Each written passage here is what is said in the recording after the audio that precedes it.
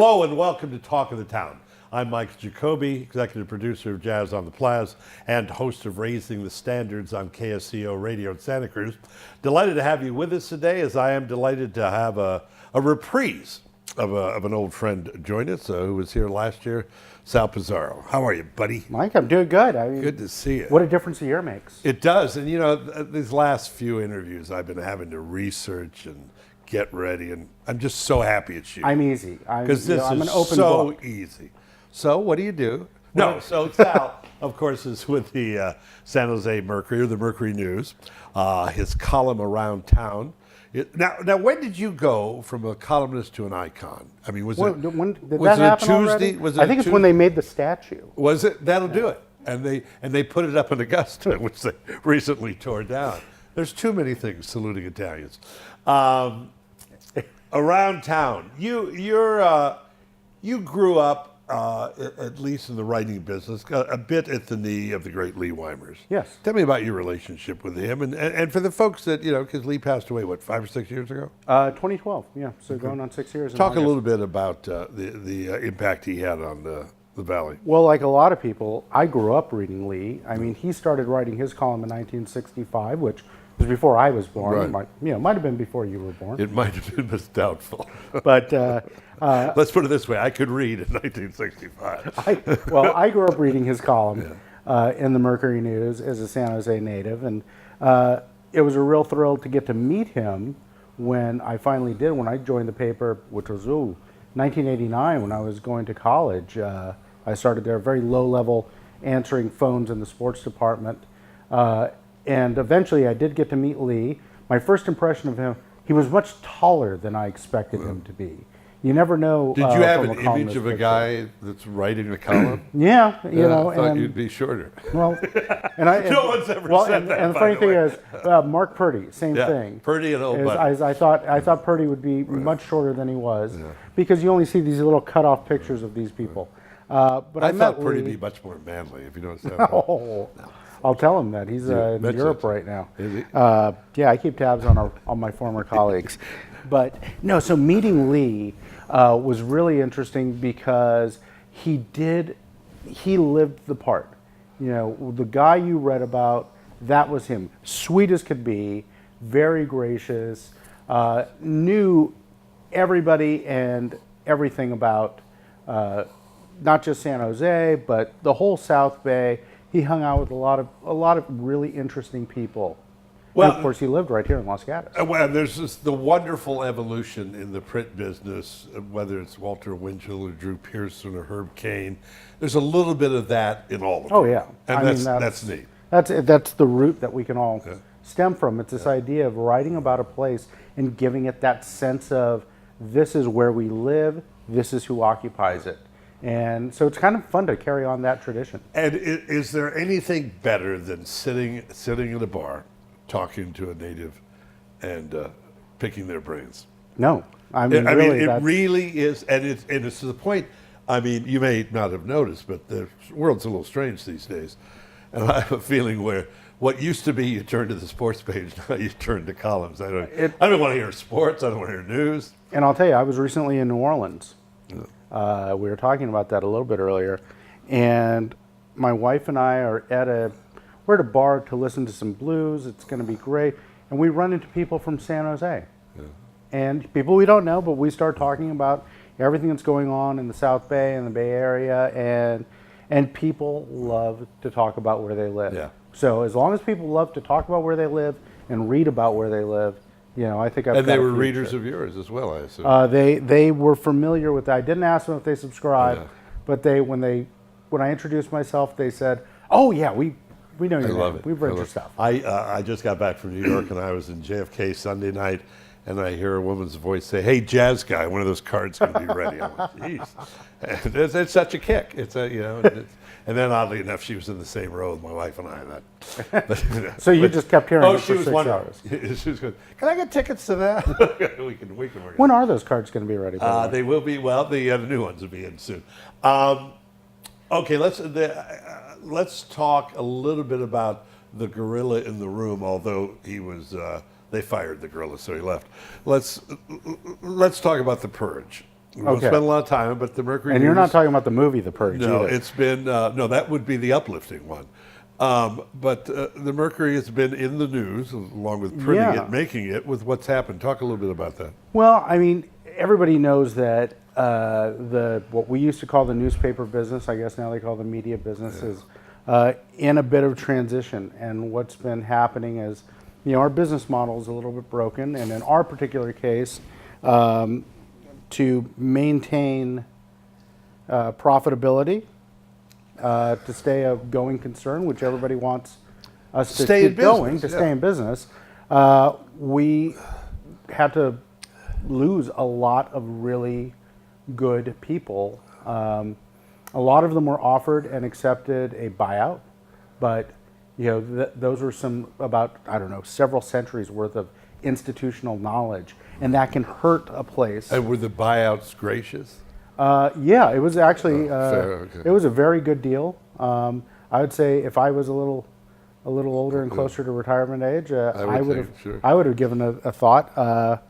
But the problem is when you lose people, and it wasn't just reporters, because we did not lose that many reporters and photographers relative to a lot of behind the scenes staff. But when you lose anyone from a news operation, you start really eroding your ability to cover different communities, and it hurts. And some of it is us having to play out of position a lot now and try to figure out how to really provide the information people want, and at the same time take care of ourselves to stay a going concern.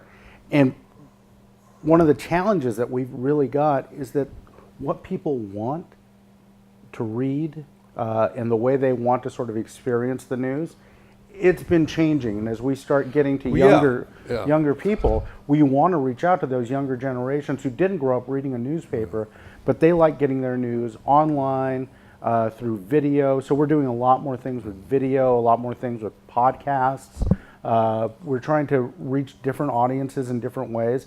And, unfortunately, with few resources, that means we're taking a chunk out of what was the bread and butter, which is the traditional newspaper and the community news, which is my wheelhouse. So it's kind of hurts. But I think you really make an excellent point in that the knowledge, particularly in that industry, losing that knowledge is profound. Yeah.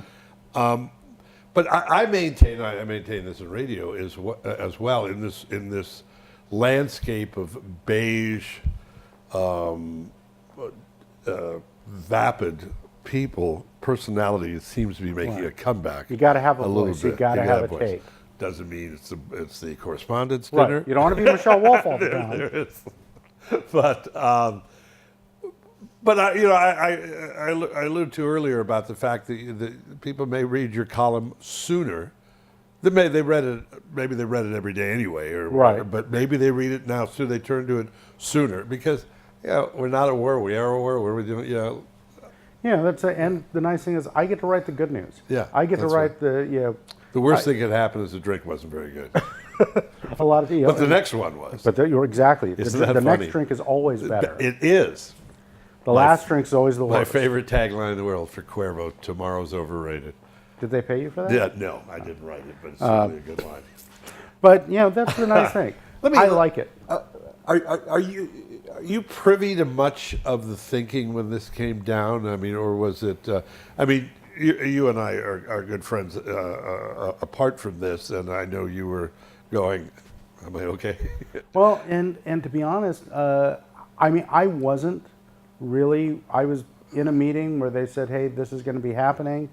But you couldn't be replaced by a columnist in North Carolina. No. See, I mean, you're in a unique situation. I that's am. the big thing.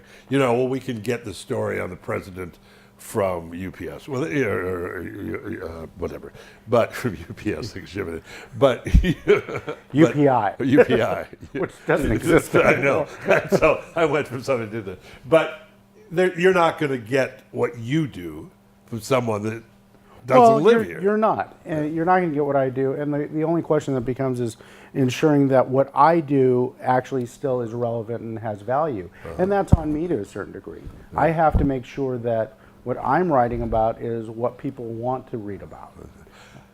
We'll close this part of the conversation on that. And you've gotten away with it so far. But I wonder what, and this happens in all industries, but what is the thinking of corporate when they say, well, we need to cut in order to stay alive? Well, we're losing. Well, I mean, I can just get to what your point right now. Right. I mean, at what point do you say we need to be this much more profitable at what cost? The problem that the Bay Area News Group has, like many newspapers that we are affiliated with around the country, and this has been in the news lately. The Denver Post made a really big deal about this, and our executive editor, Neil Chase, actually chimed in supporting the Post, and that is, unfortunately, our corporate owner doesn't really care about journalism. They're in it for the money. You should own the Inquirer. And that's an extra challenge on everybody from our, like I said, our publishers Sharon Ryan and our editor Neil Chase on down to people like me, is that we don't necessarily have the full support of that corporate, the way people did when we were Knight Ridder. Certainly when you look at bigger organizations like New York Times, what Jeff Bezos is doing at the Washington Post, we don't have an owner right now that says, hey, let's invest the money back into the journalism. And I think their thought is, as long as we've got blood in the body, it can come out. Well, I know from my standpoint of Jazz on the Plaza, you guys have always been kind to us and through the Los Gatos Weekly, and we appreciate that. We hope to keep doing that. Yes, and, I hope so as well. It's always a challenge. Like I said, It's a shame for me to release those tapes. The dossier. Yeah. We're talking to Sal Pizarro from the Mercury News and his column Around Town. A big thank you to our sponsors, the folks at O'Connor Hospital, part of the Verity Group. We take a little break and hear from them. Be back to Talk of the Town in just a second. At O'Connor Hospital, we're restoring health together. Step by step, together. Because care is better together. O'Connor, together in health. At O'Connor Hospital, we're shortening your wait time. Because in an emergency, every minute counts. This is our commitment to you. O'Connor Hospital, together in health. Welcome back to the Talk of the Town. I'm Michael Jacobi with our pal Sal Pizarro from the column Around Town and from the Mercury News. Maybe we'll put the column first. Talk about the column. Well, first of all, you're saying you started at the Mercury when you were 13, answering phones. No, I was 18. I was 18. Answering phones in the sports department. Yeah. 4-1. No, that answer. 7-2. We had a running joke that at some point when the night would get later and we would have the drunks calling in from the bars to settle bets, because this is before the internet. So they were calling us to say, hey, we'd change answers. We'd tell them one thing like, oh, who won the 77 Masters? And I'd get on the phone, okay, well, can you tell my buddy that? Yeah. And then we'd tell him a different answer. And then they'd start another fight. It would be great. And of course, they're calling from the phone at the bar, the payphone. But that was, I won. No, I won. I just talked to the guy. I honestly don't even remember how we got by without computers and the internet back then. It's like the medieval times. So how did it come about that, as you said, Lee, were you the heir apparent? Well, no, not really. Had you filled in for him at all? No. I mean, nobody really could ever fill in for Lee. But when he was on vacation, would he write all his stuff in advance, or did he have? No. Was there a designated guy that would handle the column? No. In fact, when Lee was on vacation, his column would just not appear. We'd have a little thing that said Lee Weimers is on vacation, and I was his editor a couple of times, and certainly the last year or so. How many years was he there? He was at the paper for 47 years, and he wrote his column for 40 years. Really? 40 years. He started, like I said, 1965, and then he announced, this was actually, I don't know if it's a funny story, but I found it funny at the time, is that in November 2004, Lee announced that he would be retiring 1 year from then. And I was on vacation. I was his editor. Yeah. And I was on vacation that week, and I was going to an event at SAP Center. And I ran into, my wife and I, well, my now wife, we were dating then, we ran into Lee and his wife Jerry there, and he told me, hey, in the paper tomorrow, I'm announcing my retirement. And I said, what? You didn't tell me. Yeah. It was the first I was hearing about it. And so he And did he encourage you to pitch the deal? He did. He did. When I threw my hat in, I talked to him a little bit. I said, I'm going to go for this. And he was encouraging, but he tried to stay out of it. Now, You know, his column was how was it different than your column? well, you know, when What was his column called? his column was just called Lee Wyman's. Wyman's. When he started, it was called the Lee Side Okay. in 1965. And then they just changed it. They just had his name there. Okay.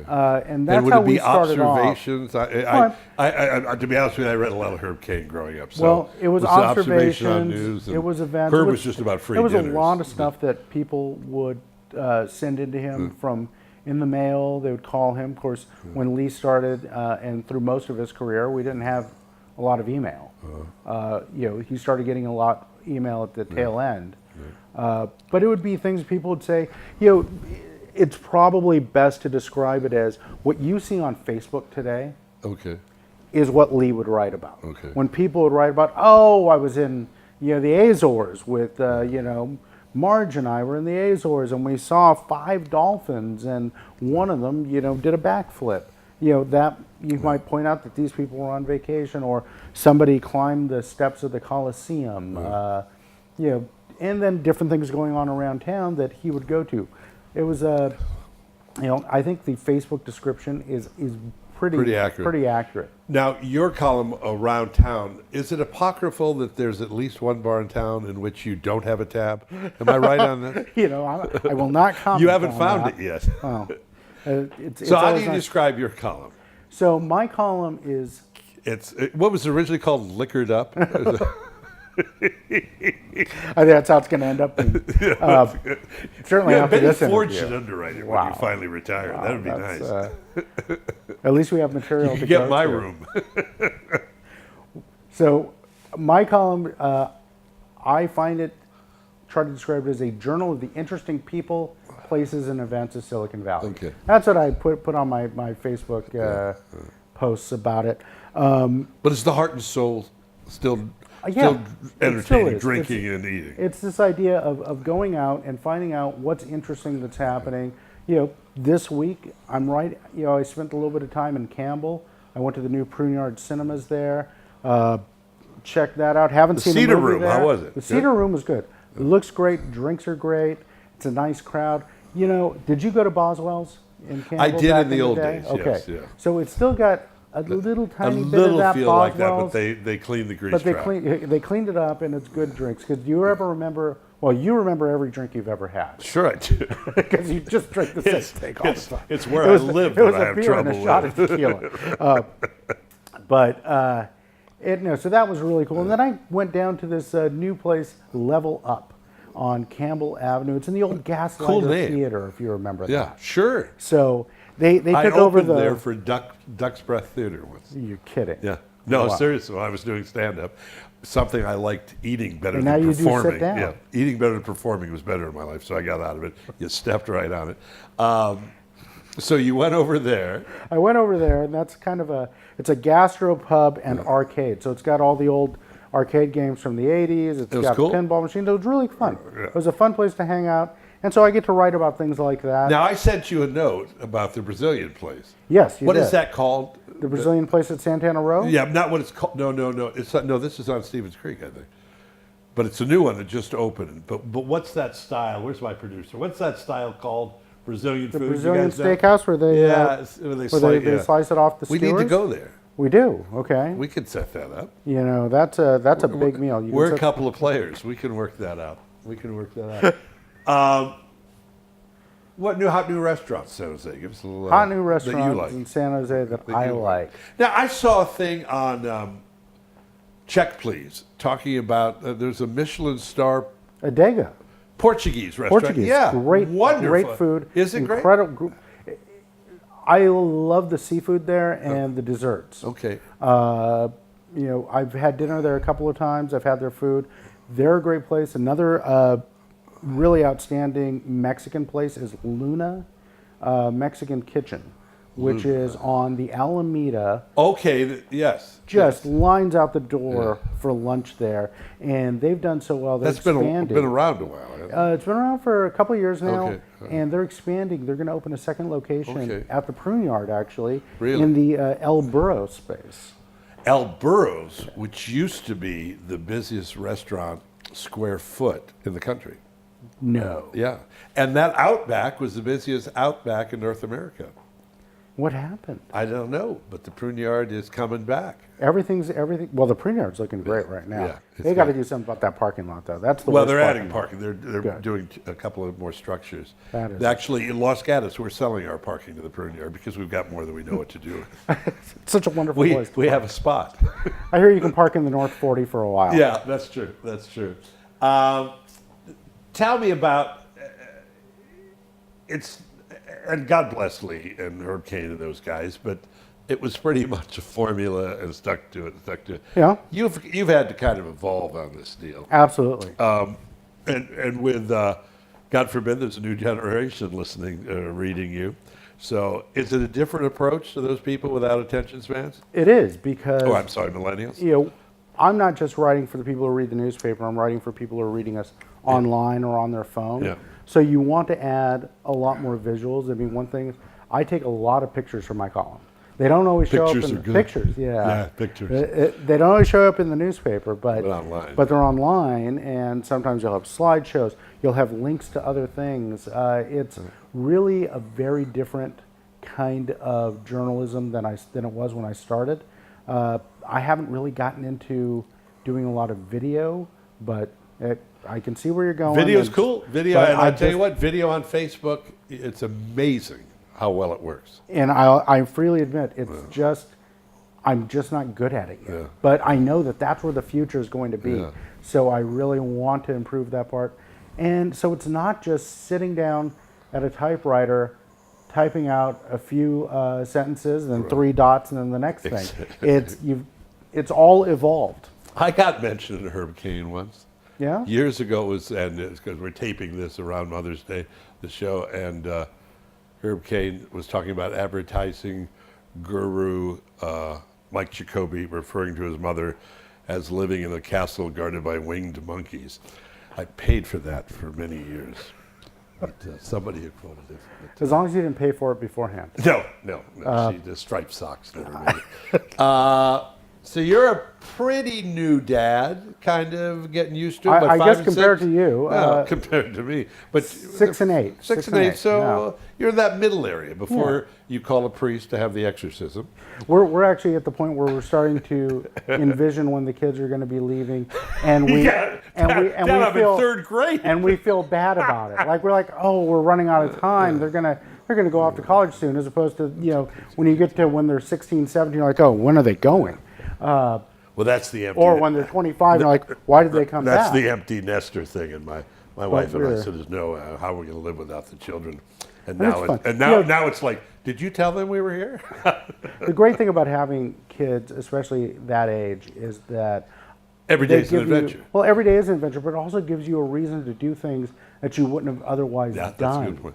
Because the kids are great, they're a little ambassador. They're going to ask questions. They're going to want to go places. Maybe you would want to go to, looking at it like a vacation, like a Legoland, right? Yeah. Well, I'm taking my kids. That's I get to go to Great America because I'm taking my kids. And when you went to Disneyland, did you do exactly the same thing your dad did with you?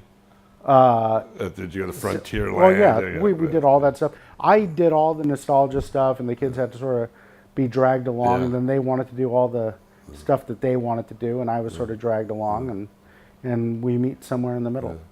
Well, and it's also, not to turn this into a parenting show, but there is a wonderful joy as they enter and discover new things like films. I mean, my kids were 7. My kids were into zombie movies early. Oh, but wow. and when they discover them, and it's all of a sudden you're sharing a thing that didn't exist. Right. Yeah. And I've got a whole bunch of movies that I can't wanna wait to watch, show the yeah, kids. yeah. I can't wait to watch The Godfather with my Right. kids. Yeah. Now, of course, I'm a big James Bond fan. We're talking about that in a moment. And so my kids, have seen most of the Bond movies. They've certainly seen the ones from the 60s and 70s.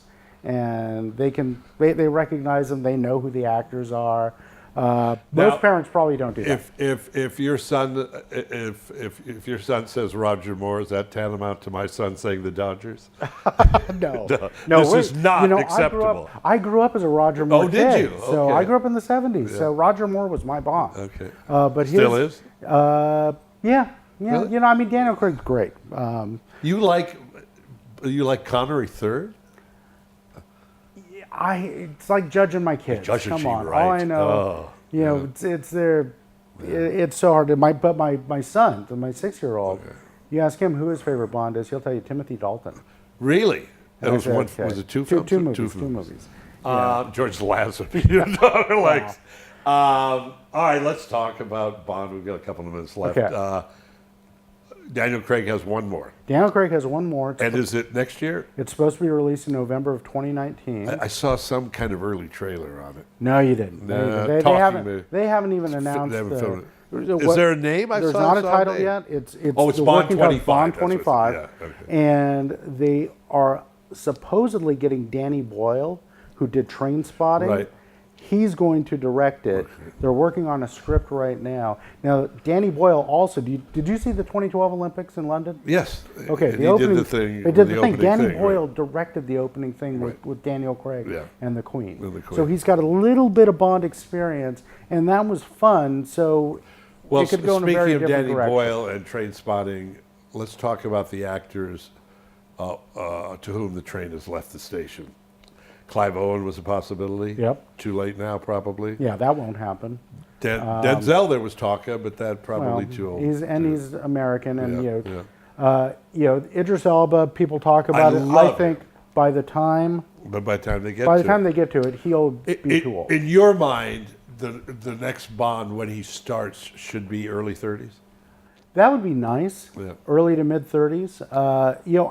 And how old was Bond in the Ian Fleming novels? Was he He was 40? mid 30s. Oh, 30. He was mid 30s. Okay. By the end of the novels, Fleming was acknowledging that he was in his early 40s. Okay. But he started out mid 30s for sure. So who do you like? Who do I like? That's the thing.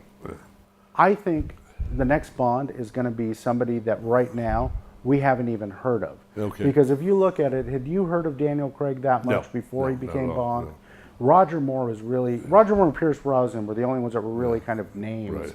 before they became Bond. So, there's people. I think they're going to stay with a sophisticated but tough image. They might, but every Bond has been a rebellion against the last. Yeah, that's So Craig was, Pierce Brosnan was lighter than Timothy Dalton, Yeah. who was darker than Roger Moore, and Daniel Craig's been a reaction to Pierce Brosnan. So I think the next Bond's going to be a little bit lighter. I don't think they'll ever go back to sort of a straight comedy type of Bond like Right. Roger Moore was. But I think they're going to go for somebody more See, Bill Nye sophisticated. were to be younger. Well, yeah, he Would was have a been lot perfect. young. But, much younger, but I think he'd been perfect. Tom Hiddleston. Yeah. People have talked about him. Hudson, And there's who was it? Tom Hardy. Hardy, that's what I'm Tom sorry. Hardy That's what I'm thinking. he's in that Daniel Craig mode. But he's, yeah. So it'll be interesting. Either way, I know I'll be there in line. You will be watching there it, in line, yeah. and we'll talk more about it. Sal Pizarro. Thank you, buddy. Hey, thank you. The Always a column pleasure. is the column daily? Column is around town. Because you drink every day, right? Look, see us pulling a Trump there? That was good. The column appears right now 4 times a week. And he Sundays, literally means that. After a long evening of drinking, the column appears. It appears. It appears. Look, it it's ready. magically appears. It's in the Sunday paper and 3 others that it's no longer a set schedule. So All right. you just got to pick up the paper every day and see if I'm in there. It's worth looking for.